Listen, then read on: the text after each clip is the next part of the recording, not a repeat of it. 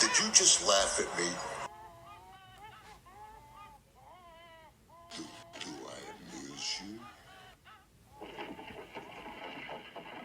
Am I some sort of clown to you? Why do I always make such poor choices?